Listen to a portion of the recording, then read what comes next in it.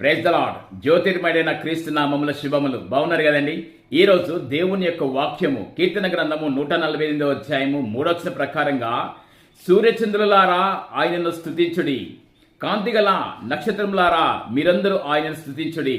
ఓ కుటుంబీకులారా, ఇంటి యజమానురాలా, ఇంటి యజమానుడా, పెందల కడ లేచి నీవు దేవుని స్తుతిస్తున్నావా?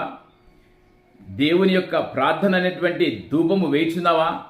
అలా వేసినట్టయితుంటే నీ కుటుంబంలో ఉన్నటువంటి నీ పిల్లలు, నీ కుమారుడే గాని కుమార్తె గాని తేజో నక్షత్రము వలె ఎప్పటికీ ప్రకాశిస్తూ ఉంటారు.